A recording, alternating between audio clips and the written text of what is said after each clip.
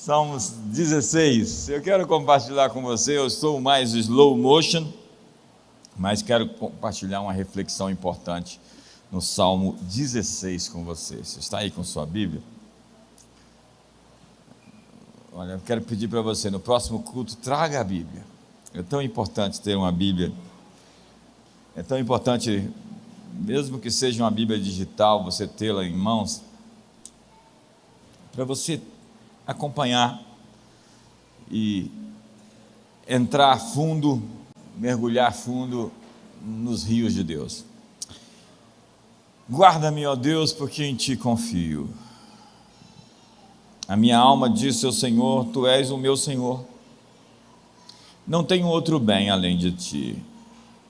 Diga aos santos que está na terra e aos ilustres em quem está todo o meu prazer. As dores se multiplicarão àqueles que fazem oferendas a outro Deus. Eu não oferecerei as suas libações de sangue, nem tomarei o seu nome nos meus lábios. O Senhor é a porção da minha herança e o meu cálice. Tu sustentas a minha sorte. As linhas caem-me em lugares deliciosos. Sim, coube-me uma formosa herança. Louvarei ao Senhor que me aconselhou, até o meu coração me ensina de noite. Tenho posto o Senhor continuamente diante de mim, por isso que Ele está à minha mão direita, nunca vacilarei. Portanto está alegre o meu coração e se regozija a minha glória, também a minha carne repousará segura. Pois não deixarás a minha alma no inferno, nem permitirás que o teu santo veja corrupção. Far-me-ás ver a vereda da vida, na tua presença a abundância de alegrias, a tua mão direita há delícias perpetuamente. Nós estamos aqui em Barueri, Alphaville, com um propósito. Com certeza existe um plano, pastor Tiago, pastora Sara, e toda a comunidade das nações do local, a fim de performar, modelar, moldar, discipular um povo que vai carregar o DNA, a estrutura, a essência, a natureza de uma visão voltada para Deus. Filhos e filhas, o fato é que nós temos um grande chamado, um grande propósito de viver as realidades que Deus nos propõe e não simplesmente os nossos pesadelos. Nós precisamos alinhar nossos espíritos para aquilo que nós queremos viver. E o livro dos Salmos, os 150 Salmos, eles são incrivelmente inspiradores. Eu já li os Salmos muitas vezes, em atitude de oração. Às vezes 5 salmos por dia, às vezes 10 salmos por dia. E eu já li 50 salmos em atitude de oração em um dia. Já li o livro dos Salmos em atitude de oração em 3 dias, 50 salmos por dia.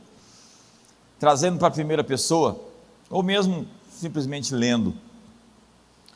Não existe literatura, poesia, poema, descrição, adoração, na história do mundo, como o livro dos Salmos. É impressionante ver um homem que rasga o seu coração perante Deus, com honestidade e sinceridade. Eu sempre costumo dizer que o meu professor na matéria oração é Davi, são os salmistas. É incrível a profundidade como esse homem fala com Deus. Ele grita socorro, porque não há mais fiéis. Ele diz: ao furor das tuas catadupas, todas as tuas ondas me transpassaram, touros de Bazã me cercam. Ele clama por Deus de uma maneira tão autêntica. Você vai ler no Novo Testamento que Davi é um homem segundo o coração de Deus, e você descobre o coração de Deus no livro de Salmos, num homem que está pronto para sacrificar. Ele não está em busca de benefícios, Ele é o sujeito que sacrifica. As pessoas falam de amor hoje como se fosse promiscuidade. Há até um dito, uma fala tão irresponsável: a minha religião é o amor. Você já ouviu isso? O amor, contudo, não é promiscuidade, não é licenciosidade. Amor é sacrifício. Então a sua religião é o sacrifício, é atropelar o seu ego, o seu eu, e fazer a vontade de Deus. É atropelar o seu ego e ser fiel à sua esposa. É atropelar o seu ego e não pegar o dinheiro que lhe foi proposto de maneira errada. É viver uma vida que entra pela porta estreita, porque quando nós líderes erramos, isso traz consequências sobre todo o nosso ecossistema. As pessoas sofrem quando você comete erros. Quando uma mãe, quando uma esposa, quando um marido, quando um líder governamental comete qualquer tipo de ilegalidade, ele não somente vai ter a responsabilidade disso lá na frente, ele vai fazer as pessoas ao seu lado padecerem. E Davi conhece isso, porque ele também é um homem que cometeu seus equívocos, mas é um homem que encara de frente a Deus e de joelhos, arrependido, pede a remissão, a redenção dos seus pecados. O homem mais citado nas Escrituras depois de Jesus, mais citado do que Moisés, mais citado do que Abraão, mais citado do que Elias. O homem segundo o coração. Como nós temos que aprender com Davi? Um dos lugares preferidos meus em Israel é no Monte Sião, onde Davi começou o seu governo, o tabernáculo de Davi. É incrível a inspiração desse homem, e eu consigo ver nos Salmos como esse homem se relaciona com Deus de maneira transparente e sincera. O seu rei Saul era o oposto, o contrário, dissimulado, falso, fingido. Não conseguia encarar seus problemas e enfrentá-los com dignidade, mas sempre tentando transferir a responsabilidade do que lhe acontecia. Saul é um progressista, ele é uma vítima, ele sempre está vivendo à margem, ali, um marginal da fé. E ele sempre tenta achar um culpado, tentando se isentar dos seus próprios erros. Davi, no entanto, diz: Senhor, eu errei, justo é no teu julgar, se tu fores me punir, tu estás completamente certo. Contudo, na tua ira, lembra da misericórdia. Ele não deixa de ser malandro e esperto. Leia os Salmos. Nós temos a versão Passion, eu tive o prazer de traduzir essa versão no português. Leia os Salmos. Eu tenho uma série de mensagens nos Salmos. Eu amo os Salmos me consolaram, me fortaleceram. Eu, como disse, eu fiz várias campanhas no livro de Salmos. Eu acho que eu vou fazer uma série de ministrações só sobre o livro de Salmos. Como é incrível. E hoje eu quero falar sobre o Salmo 16, até 2 horas da tarde você está liberado. Quantos querem ficar comigo aqui até?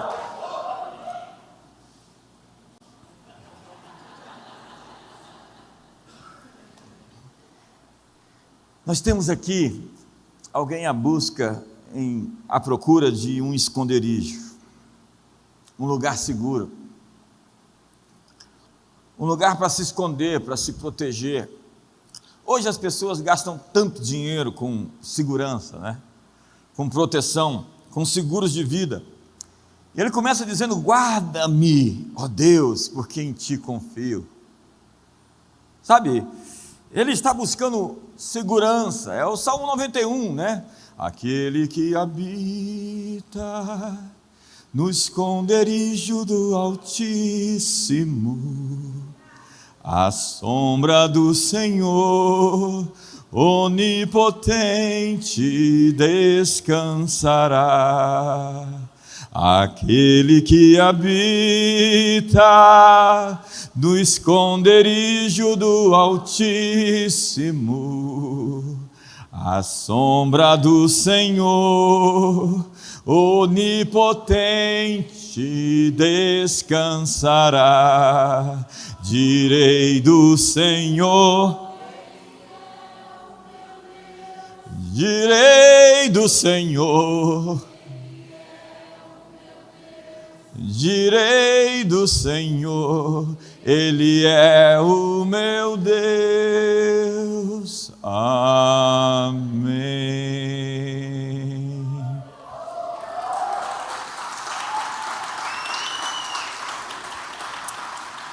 Às vezes a atmosfera estava pesada e existiam elementos extras presentes no ambiente. E essa canção foi por muitas vezes a maneira de limpar os céus. A minha filha Chara e eu ficávamos cantando num apartamento lá no setor sudoeste em Brasília, e os vizinhos não gostavam muito da maneira que a gente cantava, ou gostavam. É incrível como depois de uma canção como essa você via a nítida sensação que Deus ocupou o espaço. Você não sabe, mas o Salmo 91 é uma canção, é mais do que um salmo. Ele era cantado, celebrado, ministrado. E você tem que aprender a se defender. Você não pode viver de opressão em opressão, na defensiva, sendo atacado. Você tem que pegar as ferramentas e as armas que você tem para proteger sua casa da opressão. Por vezes, seu ambiente está poluído, tomado de ansiedades, de medos, de ameaças. Quantos se sentiram ameaçados esses tempos? Ninguém. Todo mundo. E a verdade é que o livro dos Salmos, especialmente o 91, é um salmo sobre buscar refúgio e segurança em quem pode proteger você. E o Salmo 16 está falando de alguém buscando proteção em Deus. Em ti confio. É a expressão forte que exige uma prova. Porque confiança é a moeda do céu. Deus ama ser acreditado. Quantos gostam de ser confiados? Deus ama ser crido. A Bíblia diz que Ele é galardoador daqueles que o buscam e têm fé nele. A maneira de você, a moeda do céu é a fé, é acreditar nele, é confiar nele. Diz a Bíblia que Ele não deixará ser confundido nem envergonhado todo aquele que nele espera. Eu estou esperando em Deus, eu estou confiando nele. Essa é a minha maneira de sobreviver são, sem enlouquecer no mundo que já enlouqueceu, no mundo que já se perdeu. Voltar os nossos olhos para Deus, como diz o Salmo 121, eleva os meus olhos para os montes, de onde me virá o socorro? O meu socorro vem do Senhor, que fez os céus e a terra. E Ele não permitirá que os meus pés vacilem, não dormitará aquele que me guarda. É certo que não dormita nem dorme o guarda de Israel. O Senhor é quem me guarda, o Senhor é a minha sombra, a minha direita. De dia não me molestará o sol, nem de noite a lua. O Senhor me guardará de todo mal, guardará a minha alma, guardará a minha saída, a minha entrada, desde agora e para sempre. Amém.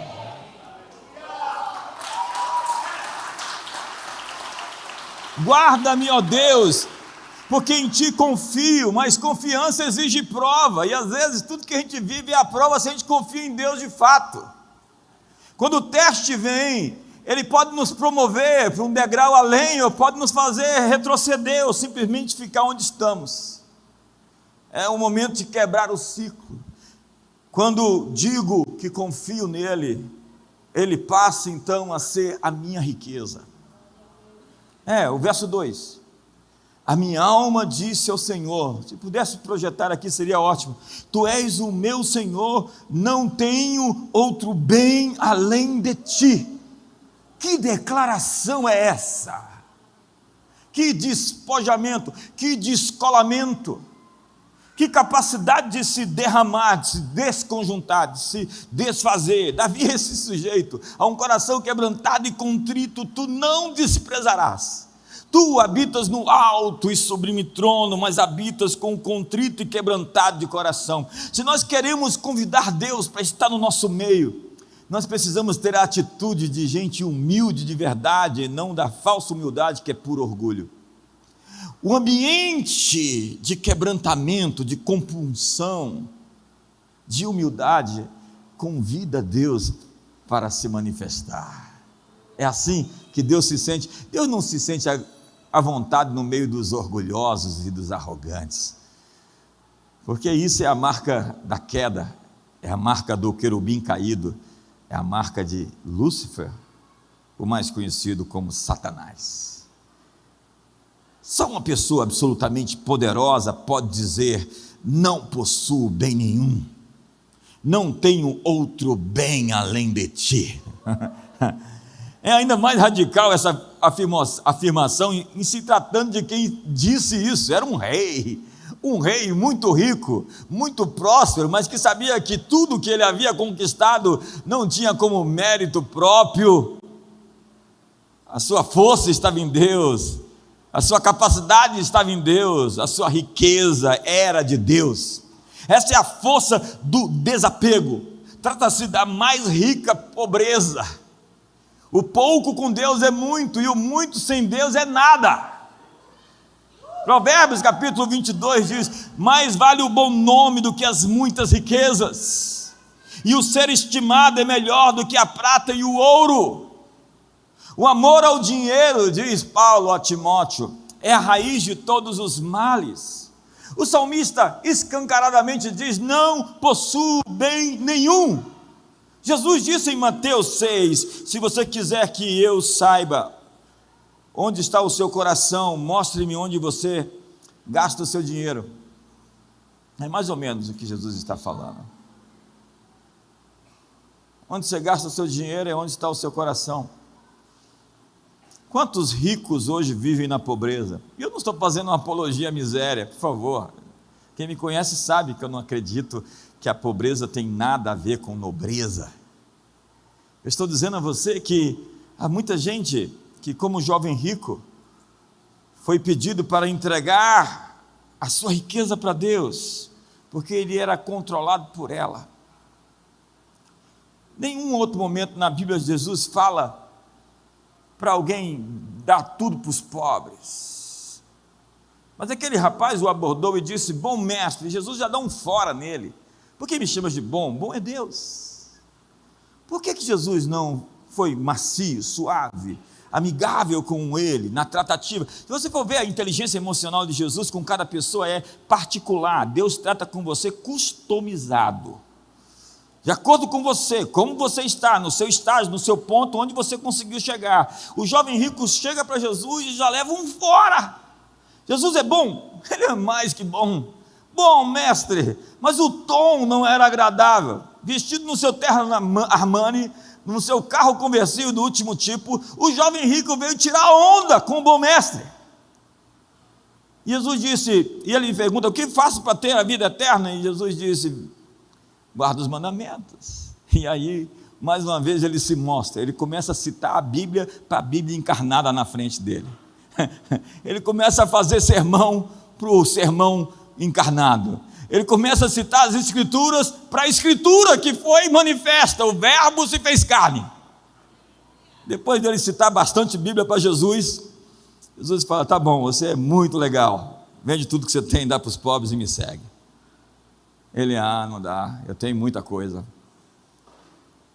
E ele termina, Jesus, dizendo naquela história: todo aquele que entrega bens, casas, família, relacionamentos, qualquer coisa, receberá nessa vida 100 vezes mais, e no porvir a vida eterna. É assim que ele conclui o texto.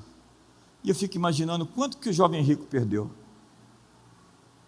Dá um sorriso para o seu irmão agora. Está meio tenso, falar de dinheiro é uma coisa tensa, né? Tem gente que já segura o bolso. Havia um homem lá em Lucas 12, Jesus conta a sua história. Ele era muito rico, e ele disse: os meus celeiros estão cheios, então o que farei? Eu vou construir novos celeiros maiores, e vou derrubar esses velhos. Então diz que um vigia é um anjo especial, de juízo, de julgamento, disse: esta noite, louco, essa noite pedirão a tua alma, e o que tu tens preparado para quem será? Sabe, eu estou em Brasília e tenho acesso a muitas pessoas influentes do âmbito político e também econômico. Pela graça de Deus, eu tenho acessado muitas pessoas que podem fazer a diferença no mundo. Dias atrás eu estava com uma pessoa muito rica, muito rica, uma das pessoas mais ricas do Brasil. E eu perguntei para ele, quais são os seus planos? Ele, como assim? Quais são os seus projetos para mudar o mundo? Quais são os seus projetos para usar a sua riqueza? Como você pode ajudar as pessoas? Quais são os movimentos sociais que você vai criar para impactar o mundo? E ele me respondeu, eu não tenho projeto nenhum. Eu engoli em seco, deu vontade de falar outras coisas, mas eu remontei minha estratégia e estou orando por ele, nervosamente.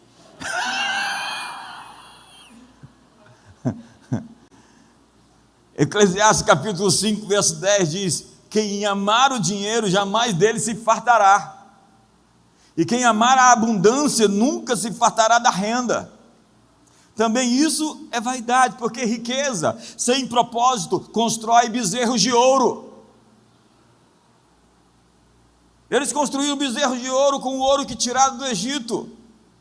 Dinheiro tem que ter projeto, propósito, plano, não simplesmente ser guardado onde a traça e a ferrugem corrói.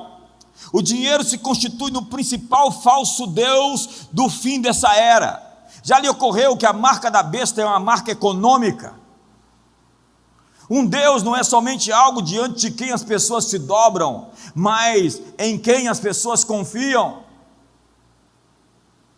E os sintomas de Mamon na vida de alguém é a ansiedade, é o medo. Jack Hayford, pastor da Igreja do Caminho lá na Califórnia, dizia, pobreza é o medo de não ter. A ganância é sinal de Mamon. Qualquer coisa por mais alguns centavos de lucro é o que fazem boa parte, muita gente no mundo. A cobiça, a parcimônia, a autossuficiência. A ganância, a avidez por ter. A cobiça é desejar o que não é seu, e a parcimônia é a mesquinharia. Tem gente que vive pobre para morrer rico. Às vezes no enterro eu apelo, desculpa. Eu olho para a pessoa ali, você conhece a história do sujeito que estava sendo enterrado, e o pastor começou a falar bem dele, falou, olha esse fulano aqui, ele era um homem de Deus, fiel à sua esposa, honesto cidadão, um pai exemplar. A mãe, a esposa do lado, falou para o filho, meu filho, veja se é seu pai mesmo que está no caixão.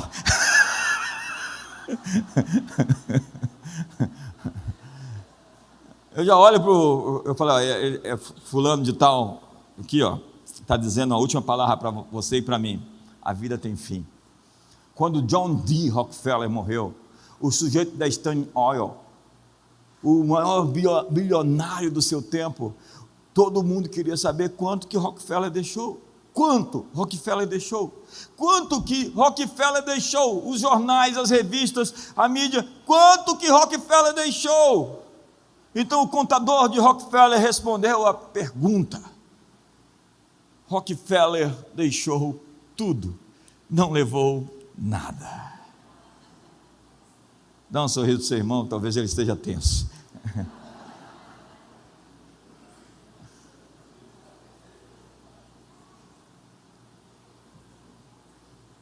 Que prova eu tenho que confio nele?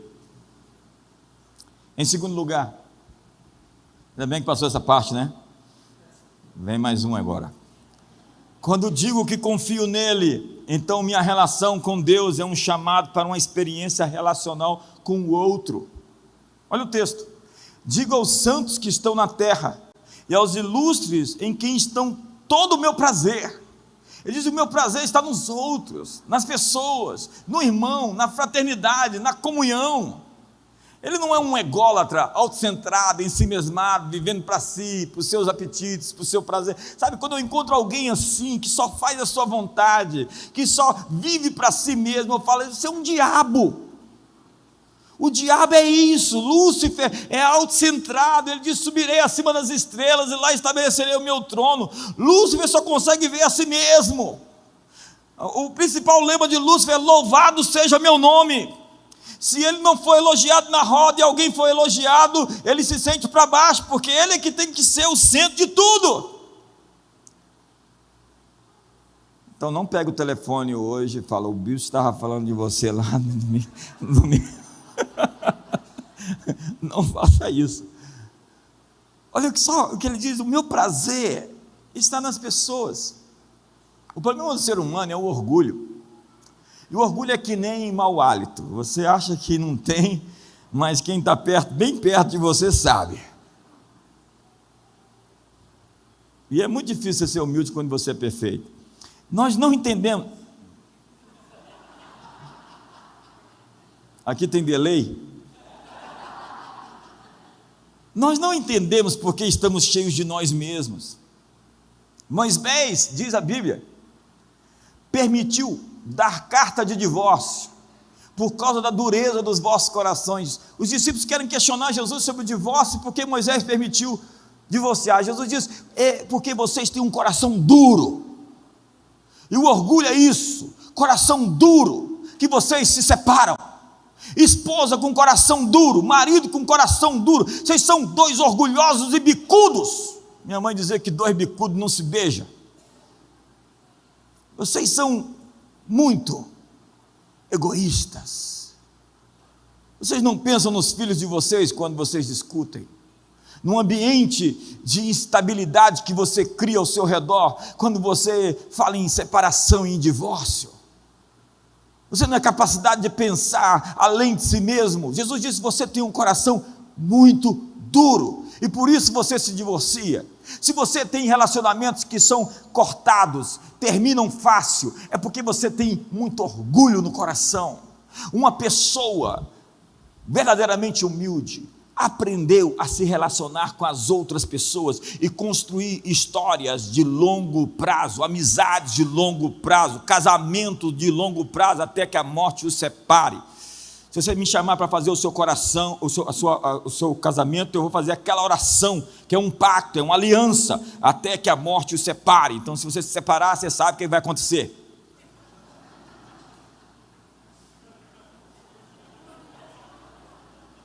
Ninguém quer que eu faça o casamento mais. Eu estou aqui discipulando você, com a Bíblia aberta. Essa igreja discipula com a Bíblia aberta. Nosso referencial fixo de conteúdo axiológico, nosso referencial de valores são as Escrituras. É nela que nós pisamos, lâmpada para os nossos pés, luz para o nosso caminho. A humildade é ainda a maior ferramenta para os relacionamentos. Se você se sente ofendido facilmente, é porque você tem muito orgulho.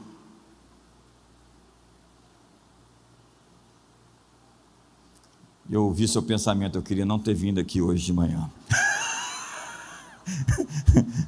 Vivemos num mundo onde as pessoas não conseguem enxergar além de si mesmas. É a pós-modernidade, é o zeitgeist, o espírito do tempo. A verdade é uma construção social. Eu quero um Deus à minha imagem. Eu não gosto de um Deus que faz isso, que proíbe isso. Eu não gosto de um Deus que fala que sexo antes do casamento é pecado. Então eu vou arrumar um Deus que permite isso acontecer. Eu vou arrumar um Deus, eu vou criar um Deus, eu vou fazer um Deus para mim, segundo o que eu gosto que seja um Deus. Se Deus nos fez a sua imagem, a pós-modernidade quer fazer um Deus à nossa própria imagem. E agora nós queremos fazer uma igreja à nossa própria imagem. Eu não gosto daquela igreja, e aí, porque essa igreja faz isso, ou faz aquilo outro, agora eu vou ter a minha igreja. Você pensa que é brincadeira? Faz uma pesquisa de campo mais fundo e veja se não é isso que está acontecendo. Virou muito... Deixa para lá. Gente que procura todo o tempo se defender, provar que está certo. Eu aprendi a não ganhar as discussões mais. Eu não preciso satisfazer meu ego ganhando discussões. Você sabe como é que você se livra de uma confusão? Você se faz de bobo e muda de assunto.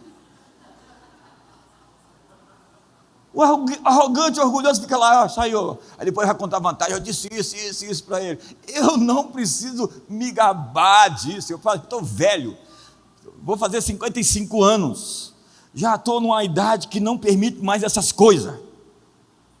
E se eu tivesse a sua idade, eu já assumiria essa maturidade, de não ficar preocupado se ganhou, se venceu, se prevaleceu. O importante é a sua consciência perante Deus.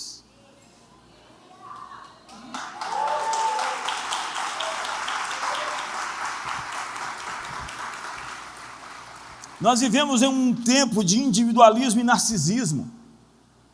Eu vou dizer, Lúcifer é o autocentrado, esse mesmado. E todo diabo que eu conheço é desse jeito. Marido diabo, filho diabo, homem de negócio diabo, político diabo, legisla em causa própria, não pensa em ninguém, nas consequências do deitar-se com a mulher do outro, e os filhos daquela mulher, e o marido dela, e os seus filhos. Será que não dá para fazer conta? Matemática pura, simples. 2 mais 2 é igual a 4. Você tem um prazer momentâneo, pode ter até um caso de alguns meses, no final a conta vai vir cara. E pior, você não tem dinheiro para pagá-la. O desastre, a destruição.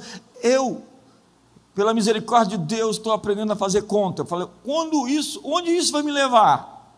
Não a curto prazo, mas onde eu vou chegar com essa decisão? Essa escolha vai me levar para que lugar? Então, quando surge uma parada dessa, ele fala, já estou muito cheio de confusão, não quero mais uma. Quando já estou muito cheio de confusão, de problema? Os outros que não levantaram a mão, não tem problema. Posso passar alguns para você, meu? Se você permitir, vai ser ótimo. É quando a minha religião é sobre eu mesmo. É quando não há desvencilhamento, doação, entrega, sacrifício. Apenas uma religião utilitária. Eu quero ir ver o que o ministério, a comunidade das nações vai me dar. Não, nós queremos outro tipo de gente. Gente que quer servir a Deus, que quer usar os seus dons, os seus ministérios, as suas habilidades, para poder servir outras pessoas nessa cidade, fora dessa cidade, no Brasil. Criar plataformas onde os outros vão saltar, ser curado para curar, ser abençoado para abençoar, ser alguém que vai ser uma fonte de favor e de graça para derramar sobre os outros. Você já viu na Bíblia quantas vezes aparece a expressão uns aos outros? Está lá toda hora. Amai-vos uns aos outros, perdoai-vos uns aos outros, sujeitai-vos uns aos outros, levai os fardos uns aos outros. A Bíblia é um livro sobre uns aos outros. Já viu o mandamento? Ama Deus sobre tudo e o teu próximo como a ti mesmo. Então não faça ao teu próximo o que você não gostaria que se fizesse a você. Faça ao teu próximo o que você gostaria que fizesse a você. Essa é a maior ética que alguém pode ter, a ética de que eu vou servir da maneira que eu quero ser servido, eu vou trabalhar da maneira que eu gostaria que trabalhasse para mim, eu vou fazer e falar das pessoas da maneira que se falasse sobre mim. Então, há pessoas que fizeram a religião da minha patota, do meu clube exclusivo, dos meus cúmplices. João diz, como eu posso dizer que amo a Deus, que não vejo, se não amo o próximo a quem vejo? Quando eu digo, em ti confio, guarda-me, ó Deus, uma das implicações é, quanto aos santos que há na terra, tenho neles o meu prazer. Vou lhe contar um princípio que eu apliquei na minha vida, desde o início, quando eu vi uma pessoa cheia do Espírito Santo, quando eu vi um homem de Deus, quando eu vi alguém que tinha relacionamento com Deus, eu falava, é essa pessoa que eu preciso perto de mim. Então o John Maxwell eu conheci só em 2008, mas antes disso eu li tudo dele. O Myles Monroe se tornou meu amigo só a partir de 2010. E nos últimos anos da vida dele, ele foi amigo da mesa, íntimo da minha casa. Mas eu seguia ele desde 1990. E eu ouvi todas as mensagens do Miles. Porque o que você respeita, você atrai para a sua intimidade. O que você respeita, você atrai para a sua vida. Essas pessoas que eu conhecia, eu lancei 25 livros do Bill Johnson na minha editora, mas antes eu lia tudo que ele escrevia. Eu falava, cara, eu queria traduzir esses livros para o português. E hoje eu sou o maior distribuidor dos livros dele no Brasil, e agora no próximo mês de outubro ele vai estar lá em Brasília de novo com a gente. Porque quanto aos santos que é na terra, tenho neles o meu prazer. Quando eu vejo alguém ungido e abençoado, eu falo, eu quero um pedaço daquilo que ele carrega. A propósito, eu quero saber tudo que ele sabe em menos tempo que ele aprendeu. Então eu faço aquele mergulho, aquela imersão. Sim, eu cantava aquela canção do Asaf Borba. Sim, eu quero estar entre aqueles que te amam, entre aqueles que entregam tudo em tuas mãos. Sim, eu quero estar entre aqueles que proclamam teu governo sobre todas as nações. Eu acho que eu vou cantar agora. Sim, eu quero estar entre aqueles que te amam, entre aqueles que entregam tudo em tuas mãos. Gente, é incrível você estar no meio dessa gente que ama Deus, que é comprometida com Deus, que olha além do seu umbigo, que tem os olhos para ver o outro, porque tem gente que só vê a si mesmo. Não, mas eu não preciso tocar o teclado. Já está na hora de terminar? Você está com fome, moço?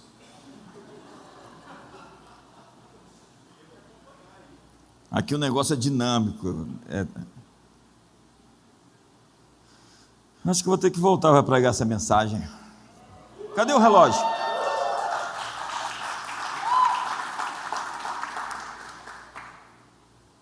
A gente que pensa poder crescer sem dividir, sem compartilhar, sem comungar, sem se integrar, sem se imiscuir, sem se inserir. Mas crescimento sempre acontece através... Pode ficar aí, a gente gostou de ver você aí. Cara, eu queria ter um cabelo desse aí, viu?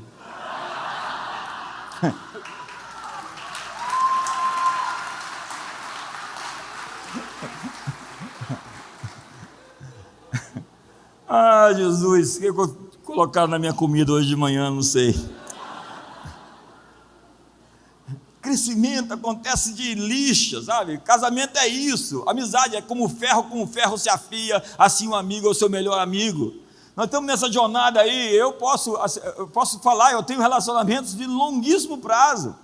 Sou casado com a mesma mulher há 27 anos. E se você não aprender a rir das mulheres, você vai enlouquecer. Elas são muito engraçadas. Lá em casa eu tenho 3. Aí eu falei que eu tenho 3 mulheres, que é Chara, Disse e Caris. E aí alguém saiu dizendo, o bispo tem 3 mulheres. E não disse o resto. É um satanás.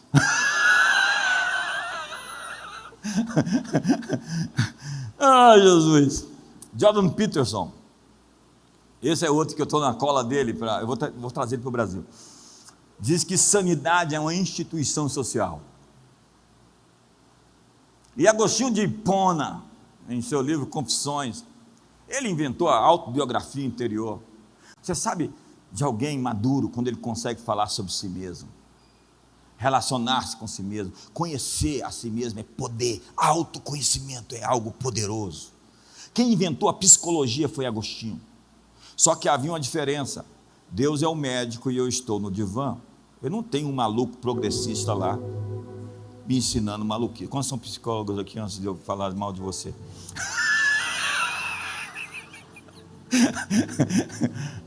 Eu estudei psicologia também, eu sei como você pensa. Deus no divã. Deus contribuindo para o meu crescimento.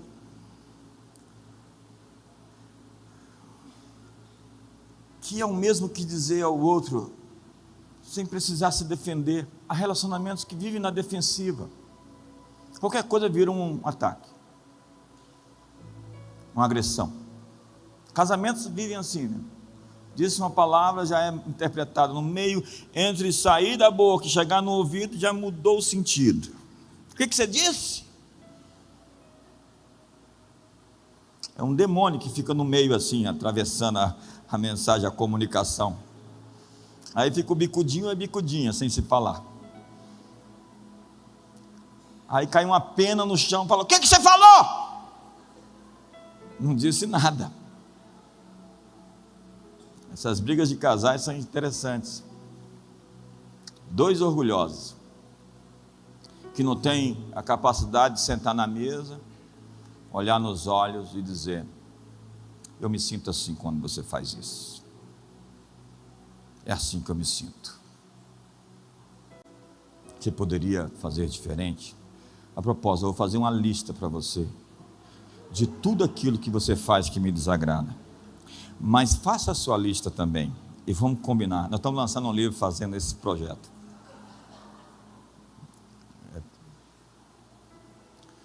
Eu, Cláudio Duarte e outros. Eu vou aplicar minha vida nos próximos anos para discipular uma nação. Mas você sabe que eu não estou aqui para contemporizar e para ser popular. Minha consciência não está à venda. Eu sirvo a Deus e a Ele presto contas.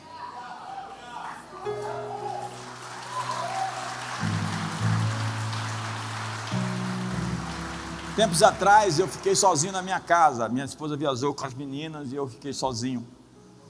Sozinho. E eu fiquei ali. E eu fui dar um mergulho em mim mesmo. É isso que Agostinho faz em Confissões. Ele dá um mergulho para dentro de si.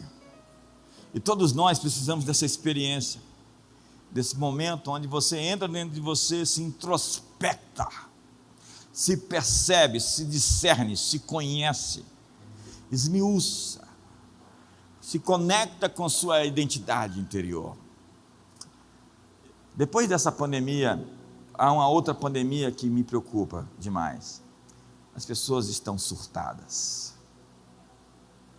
As pessoas estão doentes.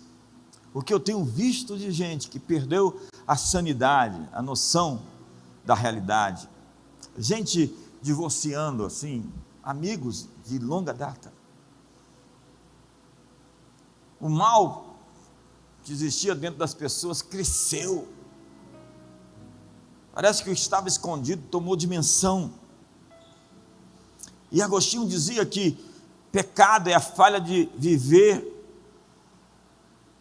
fechado e não aberto para o outro. Porque se abrir exige humildade. Ser vulnerável é ser poderoso. Quando você encontra uma pessoa assim, nos trinques, assim, não tem, o cabelo dele, ele acorda já penteado. Não está amassado em nada, vendo uma pessoa assim? E pior, chega com a esposa assim, você fala assim: meu Deus, que família perfeita. Quando você encontra alguém que não tem nenhum tipo de erro, não faz nada de errado, pode saber, irmão, é a lei da compensação. Faltou cabelo aqui, vai sobrar aqui. Tem alguma coisa que a gente não está vendo. E que depois de 29 anos de pastor, mais de 30 anos de ministério, a gente sabe que vai pipocar lá na frente. Porque eu tenho problema com gente perfeita. Você sabe por quê? Gente perfeita não existe. Dá um sorriso para você, irmão. A Brené Brown escreveu um livro chamado Coragem para Ser Imperfeito. Você tem que ter coragem para ser vulnerável, para se expor. Uma das coisas que o rebanho Brasília gosta é quando a gente fala alguma coisa errada. Quando eu caí de moto, que eu não tinha carteira de moto, Fui um contraventor, quase fui preso. O pessoal fazia assim, eu sabia. Aqui ninguém quer ser super-herói, que nem o irmão ali com a camisa do Superman. Não, brincadeira, irmão. O mergulho interior não é encontrar sua identidade, mas reconhecer sua miséria, sua dependência da graça que chega pelo próximo. Assim você se abre de verdade para uma experiência relacional. A experiência que temos hoje é só de autoafirmação. Eu duvido você pegar uma foto feia sua e colocar no Instagram hoje à tarde.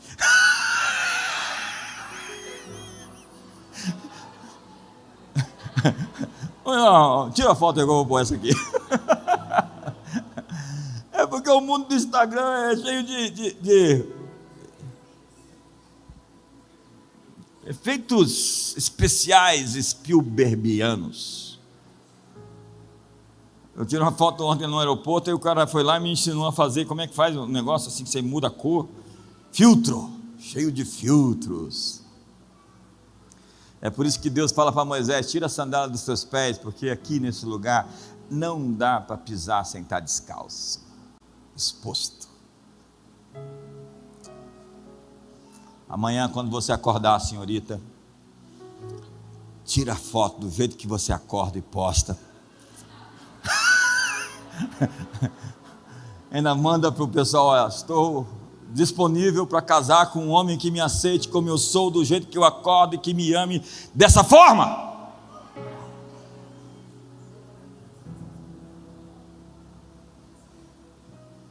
Mas também não bagunça demais não.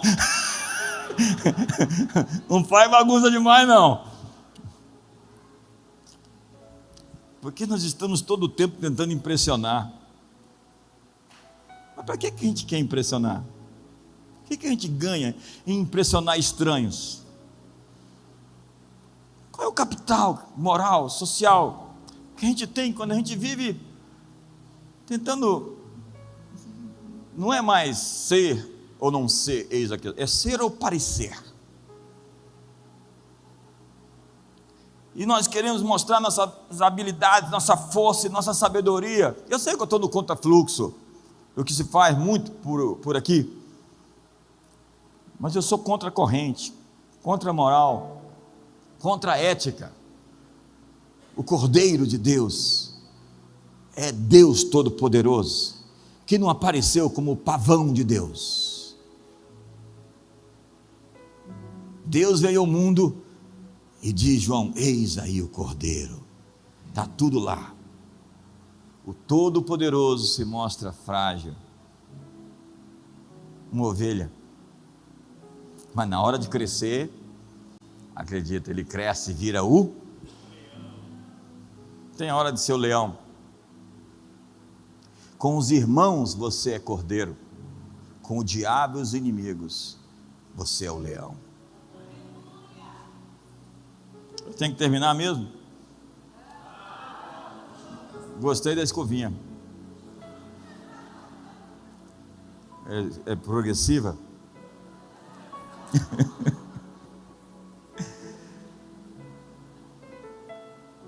Eu tinha tanto para pregar aqui, irmão. Eu não estou nem na metade da mensagem, ó.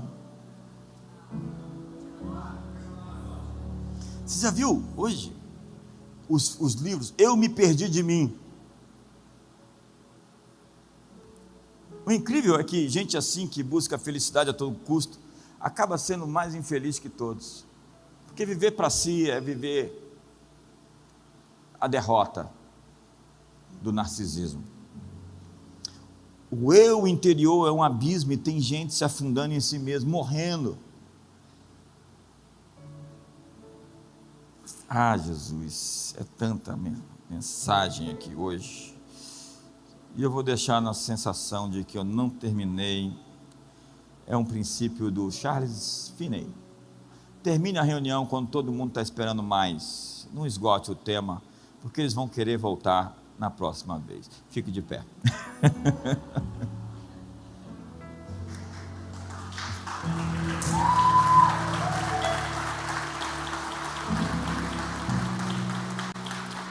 Diga aos santos que estão na terra e aos ilustres em quem tenho todo o meu prazer. O próximo ponto aqui, que seria o terceiro, é uma mensagem de 7 tópicos, é que quando eu digo Deus em ti confio, eu não tenho um plano B. Eu não tenho um plano B. Pedro disse para Jesus: para onde eu vou se só tu tens os caminhos da vida? Sabe, quando eu vim para Jesus, eu disse para Jesus: Senhor, se eu for deixar o Senhor um dia, me mata antes. Tem coisas que são piores do que a morte. A apostasia é pior do que a morte.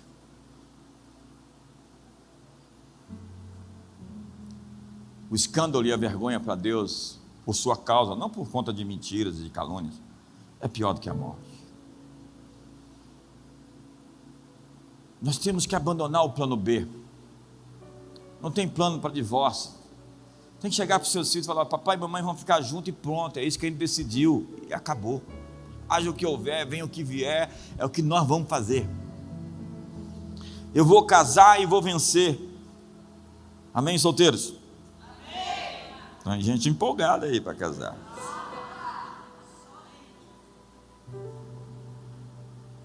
É hora de abandonar os planos B. Abraça a pessoa do seu lado. Diga: muito obrigado, Senhor. O que nós vamos fazer agora? Nós vamos abençoar ao outro do seu lado como quiséssemos ser abençoados. Nós vamos fazer algo a alguém como quisesse que se fizesse a nós. Nós vamos amar como gostaríamos de ser amados. Nós vamos nos sacrificar como gostaríamos que se sacrificassem por nós. Nós vamos semear a semente que a gente quer colher. E Pai, hoje aqui, diante daquele povo que são os santos em quem temos o nosso prazer, nós queremos aprender do Senhor, que és humilde de coração, de espírito, e que nos chama para entregar os fardos e os pesos que carregamos, a necessidade de ser aprovado, a necessidade de ser validado, de ser elogiado, a necessidade de aparecer, de ser aclamado, de ser aplaudido. Hoje nós estamos aqui querendo o teu aplauso, é simplesmente a tua aprovação que buscamos, queremos a tua celebração, e queremos dizer que os nossos olhos estão postos em ti nessa manhã de domingo de abril de 2023, e entregamos nossos corações e mentes, nossas vidas, para uma vida em um relacionamento poderoso que vai impactar o mundo e transformar realidades. Abraça a pessoa do seu lado bem forte, dê um amasso nessa pessoa, santo e puro, e libere sobre ela uma bênção para esse mês de abril ainda. Diga uma palavra de que algo incrível vai acontecer para ela, sobre ela, que ela vai ter um encontro consigo, ela vai ter um encontro com Deus, que ela vai ter um encontro com anjos, que ela vai ter um encontro com o destino e o propósito que o Senhor a fez para ser, e que o Senhor vai abençoá-la de maneira incomum, e que ela vai reluzir, vai brilhar, vai resplandecer tua glória e teu poder, Senhor. Nós abençoamos a comunidade das nações em Barueri, Alphaville, abençoamos aqueles que trabalham, Senhor, com imagem, com marketing, que o Senhor nos abençoe de maneira incomum e que eles possam vender a mensagem de maneira legítima e autêntica e pura e transformadora. Pai, muito obrigado por cada pessoa que foi chamada pelo teu nome e que vive para ti, existe por tua causa. Pai, muito obrigado por essa manhã, onde nós estamos entrando, mergulhando para dentro de nós, para conferir se tudo está certo, ok? Se existem ajustes e faltas que precisamos corrigir. Estamos aqui querendo virar a chave no nosso interior para mudar realidades exteriores. Nos ajuda a ser melhores pais, um melhor marido, mais compreensivo e mais firme quando assim necessário for, uma melhor esposa, mais amiga e companheira, mais ajudadora e idônea, filhos que celebram seus pais e pais que celebram seus filhos, Homens e mulheres que se sacrificam uns pelos outros, que vivem a vida para pavimentar o caminho para que outros avancem. Como Davi, o homem que sacrifica, que não bebeu a água da fonte, do poço de Belém, que poderia ter custado a vida dos seus homens, mas a derramou em libação ao Senhor, embora estivesse morrendo de sede. O homem que disse: não oferecerei a Deus algo que não me custe. Um homem que não era possuído pelo que tinha, e apesar que possuía tantas riquezas, porque era um rei, mas foi capaz de sacrificar a Deus e deixar um legado ao seu filho Salomão, ensinando princípios poderosos para continuar seu governo, seu reinado. Que o nosso sucesso seja o sucesso de outros, que nós de fato capacitemos a outros a viver as histórias que eles querem e desejam viver. Nos dá um dia de reflexão, de pensar em como estamos tocando nossas vidas, em ser confrontados com os teus princípios e os valores mais elevados do teu reino, de uma vida que ama ao Senhor sobre tudo, de fato, e não simplesmente de boca, ou de fala, de retórica desonesta, e que ama o próximo, que favorece o próximo, que celebra o próximo, que faz ao próximo o que gostaria que fosse feito conosco, e não faz ao próximo que não gostaria que fosse feito conosco. Hoje o Senhor nos dá um dia de bênção e de favor, um dia de refrigério, uma semana onde os teus anjos se manifestem e apareçam. Tem pessoas aqui com negócios abertos, que eles possam ter os negócios que eles buscam fechados, recursos cheguem até eles para provisão e para abençoar muitos outros. O Senhor disse a Abraão: sê tu uma bênção, sê tu abençoado para abençoar, e que cada uma dessas pessoas tenha o seu cálice transbordando, que não seja simplesmente o seu cálice, mas o cálice que enche outros cálices que estavam vazios, que eles tenham para si e tenham para os outros, e que eles tenham saúde emocional, saúde espiritual e saúde física para cumprir o seu destino. Portanto, eu sentencio toda doença em esses corpos, toda enfermidade, toda mácula, toda anomalia.